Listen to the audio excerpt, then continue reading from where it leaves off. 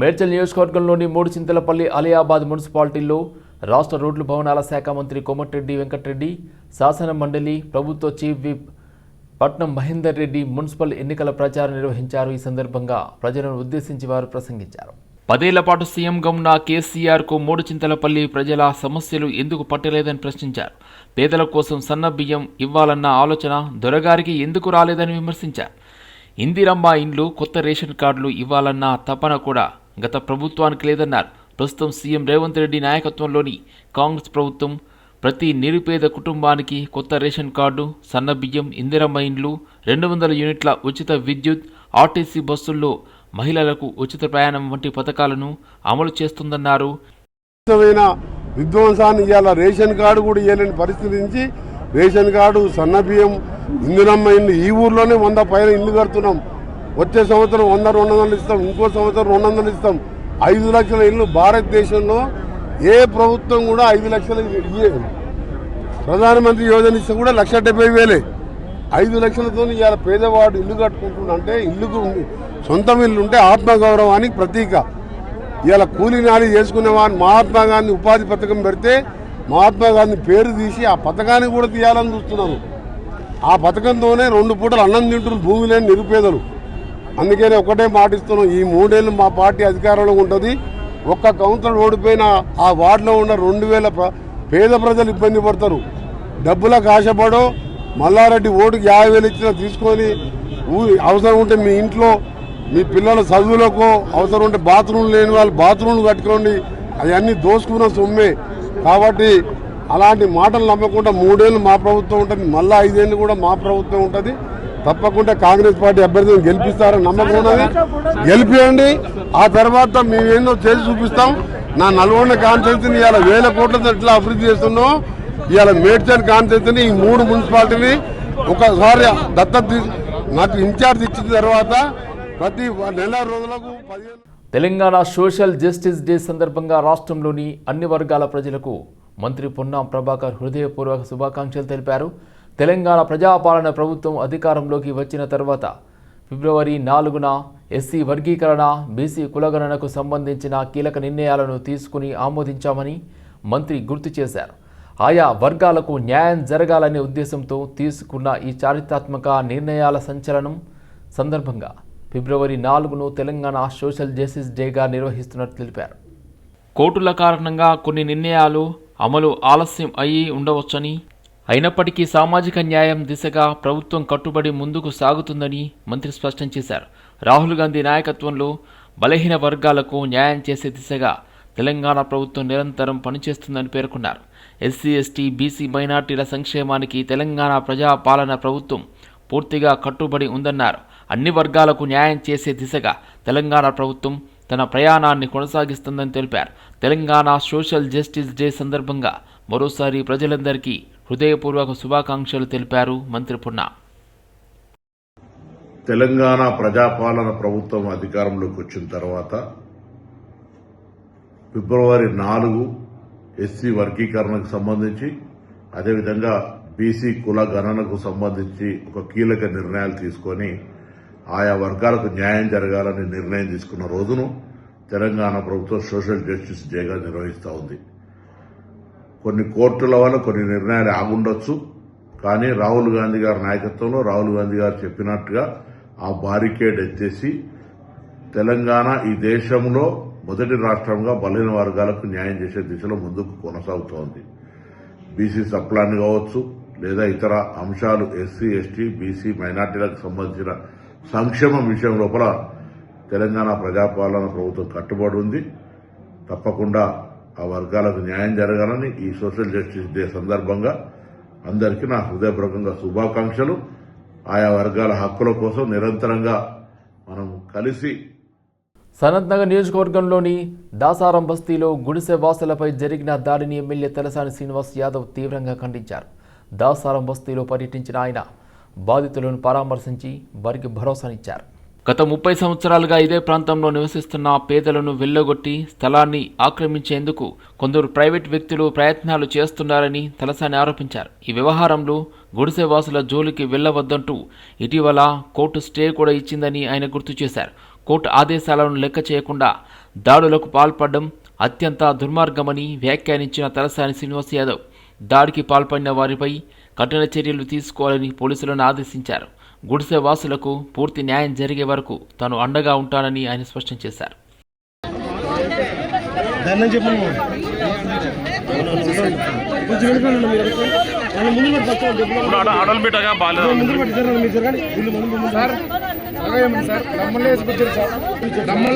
అదే వీడియో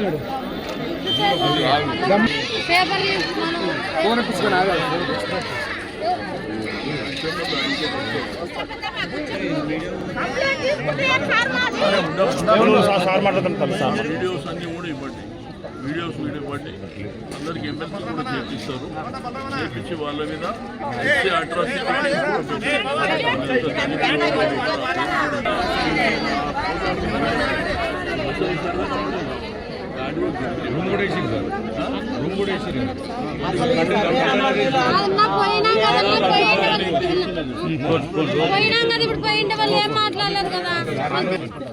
ఇదేంటంటే అది ఓపెన్ గ్రౌండ్. బీజేపీ ప్రభుత్వం తీరుపై భువనగిరి ఎంపీ చామల కిరణ్ కుమార్ రెడ్డి తీవ్ర స్థాయిలో ఆగ్రహం వ్యక్తం చేశారు. నిన్న లోక్సభలో 8 మంది కాంగ్రెస్ ఎంపీలను సస్పెండ్ చేయడాన్ని ఆయన తీవ్రంగా ఖండించారు. పార్లమెంట్లో వాస్తవాలు బయటకు రాకుండా బీజేపీ అడ్డుకుంటుందని ఆరోపించారు. లోక్సభలో ప్రతిపక్ష నేత రాహుల్ గాంధీ మాట్లాడుతుండగా అనురాగ్ ఠాకూర్, నిష్కాంత్ దుబే లాంటి నేతలు అడ్డు తగిలారని పేర్కొన్నారు. ఈ క్రమంలో రాహుల్ గాంధీ మైకును స్పీకర్ వేరే సభ్యుడికి ఇవ్వడం ప్రజాస్వామ్యానికి విరుద్ధమన్నారు. ఈ అంశంపై నిరసన వ్యక్తం చేస్తే తమను సస్పెండ్ చేశారని చామల కిరణ్ రెడ్డి తెలిపారు. 8 మంది ఎంపీల నోరును నొక్కే ప్రయత్నం కేంద్ర ప్రభుత్వం చేస్తుందని విమర్శించారు. బీజేపీకి లోక్సభ సమావేశాలను సజావుగా నడపాలనే ఉద్దేశం లేదని, దేశంలో ఉన్న ప్రజా సమస్యలపై పార్లమెంట్లో మాట్లాడనివ్వడం లేదని ఆరోపించారు. పార్లమెంట్ నుంచి సస్పెండ్ చేయడం జరిగింది. కేవలం రాహుల్ గాంధీ గారికి అవకాశం ఇవ్వలేదని, రాహుల్ గాంధీ గారు వాస్తవాలు మాట్లాడుతుంటే వాస్తవాలు మాట్లాడనీయకుండా కొంతమంది సభ్యులు అనురాగ్ ఠాకూర్, నిషికాంత్ దూబే లాంటి వాళ్ళు డిస్టర్బ్ చేయడమే కాకుండా తర్వాత స్పీకర్ రాహుల్ గాంధీ గారి మైకును తీసుకెళ్లి వేరే సభ్యునికి మాట్లాడే అవకాశం ఇచ్చినప్పుడు మేము స్పీకర్ దగ్గర పోయినప్పుడు మమ్మల్ని సస్పెండ్ చేశారు. ఒకటి ఈరోజు మీరు చూసినట్టయితే మేమందరం కూడా ఇక్కడ ధర్నా చేస్తున్నాం. ఎందుకంటే 8 మంది ఎంపీలను కేవలం నోరు నొక్కే ప్రయత్నమే కాదు, కొంతమంది ఎంపీలను ఇప్పుడు కూడా హౌస్ అడ్జర్న్ చేసిర్రు. వీళ్ళు హౌస్ నడపాలని కాదు, ఎప్పుడైనా ప్రజల సమస్యల మీద మాట్లాడేటప్పుడు ప్రజా సమస్యల మీదనే కాకుండా దేశంలో జరుగుతున్నటువంటి విషయాల మీద, సామాన్యులకు నష్టం జరిగే విషయాల మీద మాట్లాడే ప్రయత్నం చేస్తే మమ్మల్ని మాట్లాడనీయక గొంతు నొక్కే ప్రయత్నం చేస్తున్నారు.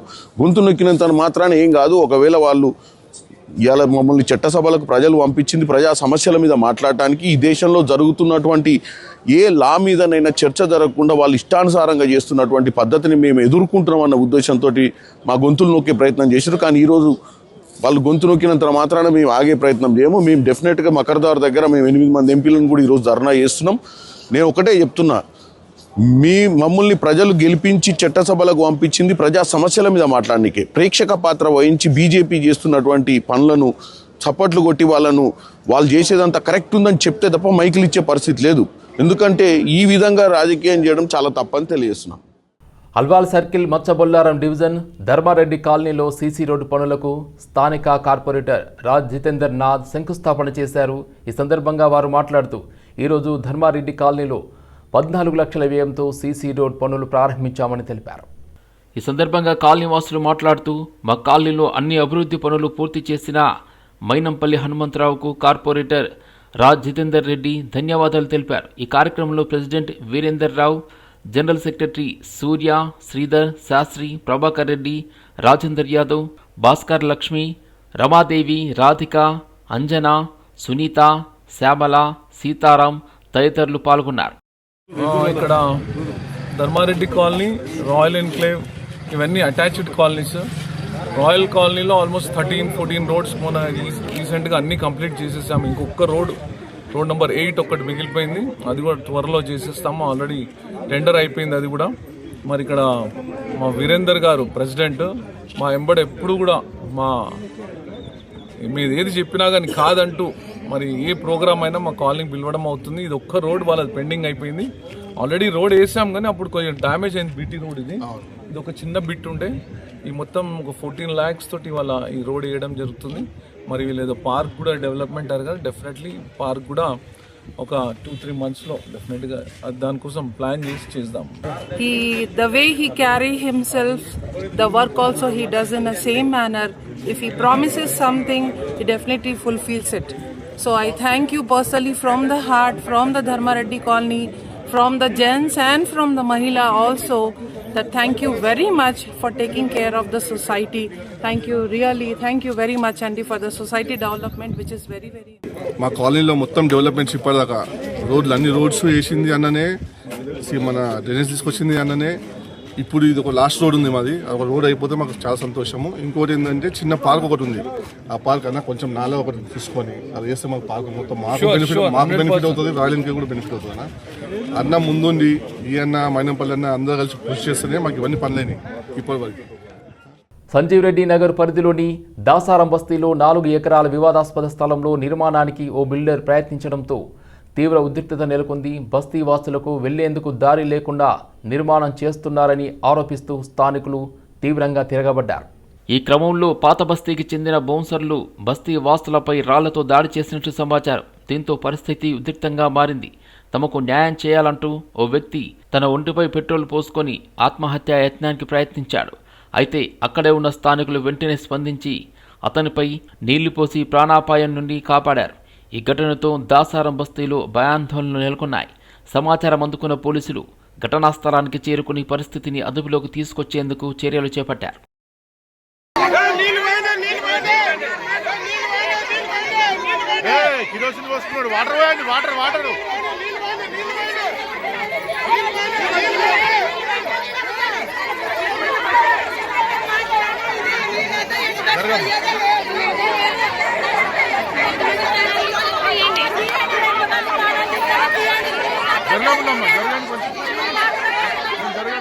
మేము గత 30-35 సంవత్సరాల నుంచి ఇక్కడే ఉన్నాం సార్.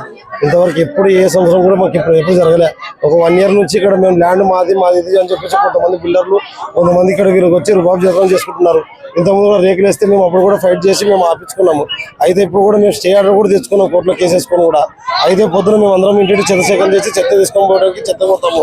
అయితే పొద్దున మేము ఎవరు లేని చూసి మా ఇంటి వాళ్ళ ఆడల మీద వాళ్ళు బిల్డర్ వాళ్ళు బయట వాళ్ళని దొరకొచ్చి ముస్లిం వాళ్ళని ఆడవాళ్ళతో మా మీద దాడి చేసి ఇవాళ మమ్మల్ని ఇక్కడ నుంచి ఖాళీ చేయాలని చెప్పి మొత్తానికి ప్లాన్ చేస్తున్నారు. మేము ఎన్ని సంవత్సరాల నుంచి కూడా మేము ఇట్లా ఫైట్ చేస్తాం కూడా మా మీద ఇట్లా తిరగబడి దాడులు చేసాం. మా వాళ్ళు తీసుకుపోయి కిల్ స్టేషన్ దగ్గరికి వెళ్తే పోలీసు వాళ్ళు కూడా మా మీద కేసు కూడా తీసుకోవడం లేదు. మీరే కావాలని చేసుకొచ్చి పాల్గొట్టి మీరే పెడతారా అని చెప్పి వాపస్ పంపించారంటే ఇప్పుడు రిటర్న్. ఇప్పుడు దగ్గర సంవత్సరం నుంచి చాలా ఒత్తిడి చేస్తున్నారు మమ్మల్ని. కానీ మేము పట్టించుకోకున్నట్లు మా పనులు మేము చేసుకొని ఇవి ఆపివేసుకుంటా ఉన్నాము. కానీ 2-3 నెలల నుంచి చాలా ఒత్తిడి చేస్తున్నారు అన్న మమ్మల్ని. మీరు ఖాళీ చేయండి, మేము రేకులు వేసుకోవాలి అని. పొద్దున కానీ వచ్చినారు 3 డిసెంబర్లు వచ్చినాయి ఇక్కడ పెట్టాలని కంటైనర్లు పెట్టాలంటే మేము అడ్డుపడితే వాళ్ళు కూలి వాళ్ళని ఆడవాళ్ళని పిలుచుకొచ్చి 30 మంది 40 మంది వరకు ఆడవాళ్ళు ఉన్నారు. మమ్మల్ని కొట్టినారు. మా తాళులు కానీ తెగిపోయినాయి. మమ్మల్ని కొట్టించుకొని కానీ ఉన్నా కానీ మాకు కేసు పెట్టే పోతే సార్ వాళ్ళు కానీ మీరే కొట్టారు, మేము కేసు తీసుకోమన్నారంట. కేసు కానీ తీసుకుంటున్నారంట. మాకు ఎట్లా న్యాయం సార్? ఎవరైనా కానీ మాకు న్యాయం చేయండి. మా జాగా మాకు కావాలా. మరి మేము 40 సంవత్సరాలు ఈ ప్లేస్ ఇట్లే ఉంటే మొత్తం ఎవరికంత కళ్ళే ఆక్రమించుకుంటున్నారు కదా. మేము గుడిసెలు వేసుకొని ఏంటి అట్టలు మాకు గుడిసెలు వేసుకొని ఏంటి లేవు.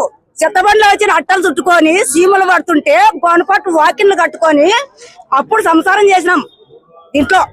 అప్పటి నుంచి మరి ఎవరే కానీ మాకు అనలేదు.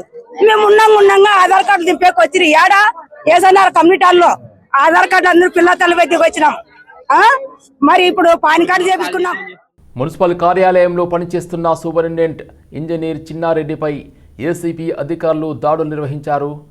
టెండర్కు సంబంధించిన ఓ వ్యవహారంలో 15 లక్షలు లంచం తీసుకుంటుండగా చిన్నారెడ్డిని పట్టుకున్నట్లు సమాచారం. గత కొన్ని సంవత్సరాలుగా జోనల్ కమిషనర్ కార్యాలయంలో సూపరింటెండెంట్ ఇంజనీర్గా విధులు నిర్వహిస్తున్న చిన్నారెడ్డిపై పలు ఆరోపణలున్నాయి. ఈ నేపథ్యంలో ఏసీబీ అధికారులు కేసు నమోదు చేసి విచారణ చేపట్టారు. ఇదే క్రమంలో మరో ఘటనగా మ్యూటేషన్కు సంబంధించిన వ్యవహారంలో రెవెన్యూ శాఖలో పనిచేస్తున్న ఓ సీనియర్ అసిస్టెంట్ కూడా ఏసీపీకి పట్టుబడినట్టు తెలుస్తుంది. ఈ ఘటనతో కుకట్పల్లి మున్సిపల్ కార్యాలయంలో తీవ్ర ఉద్రిక్తత నెలకొంది. Anand Kumar, DSP Rangareddy range ACP. మాకు ఒక కంప్లైంట్ వచ్చింది. ఇక్కడ కాంట్రాక్ట్స్ తో కొన్ని చెరువులు అవి ఇవి క్లీన్ చేసి మెయింటైన్ చేసే ఒక కాంట్రాక్టర్ గారు మాకు ఒక కంప్లైంట్ చేశారు. ఏమనంటే ఇక్కడ ఆయన కొన్ని కాంట్రాక్ట్స్ ఆయనకి బిడ్డింగ్లో రావడం జరిగింది. దాని ప్రకారం ఆయన వాటిని చెరువుల క్లీనింగ్ ప్లస్ మెయింటెనెన్స్ అవి చేస్తున్న సందర్భంలో ఆయనకు ఒక 3 ప్యాకేజ్లకు సంబంధించిన బిల్స్ పెండింగ్ ఉన్నాయి. ఆ బిల్స్ దాదాపు 1,40,00,000 వరకు పెండింగ్ ఉన్నాయి. వాటిని ప్రాసెస్ చేసి ఫార్వర్డ్ చేయడానికి అప్రూవల్కి ఇవన్నిటికీ సంబంధించి ఇక్కడ చిన్నారెడ్డి గారని సూపరింటెండెంట్ ఇంజనీర్ గారు ఉన్నారు. ఆయన దాదాపు 40,00,000 డిమాండ్ చేస్తున్నట్టుగా మాకు కంప్లైంట్ చేయడం జరిగిందండి. తర్వాత రిక్వెస్ట్ చేస్తే ఒక 30 lakhs రూపీస్కి ఆయన బేరం చేసి ఒప్పించడం జరిగింది. ఆ 30 lakhsలో ఇతను నేను అంత ఇచ్చుకోలేను అట్ టైం 30 lakhs అంటే సరే అని ఒక పార్ట్ పేమెంట్ ఒక 15 lakhs ముందు ఒక 15 lakhs తర్వాత ఇవ్వమని చెప్పి చెప్పడం జరిగిందని చెప్పేసి మాకు కంప్లైంట్ ఇవ్వడం జరిగింది. దాని ప్రకారం మేము ఈరోజు ఆ 15 lakhs రూపీస్ తీసుకొని ఇక్కడికి కంప్లైంట్ అప్రోచ్ అయినప్పుడు ఈ చిన్నారెడ్డి గారు వాళ్ళ యొక్క ఆయన దగ్గర కంప్యూటర్ ఆపరేటర్గా ఒక ప్రవీణ్ కుమార్ అని చెప్పి ఒక తను పనిచేస్తున్నాడు. ఆయన ప్రవీణ్ గారి ద్వారా 15 లక్షల రూపాయలు యాక్సెప్ట్ చేయడం జరిగింది.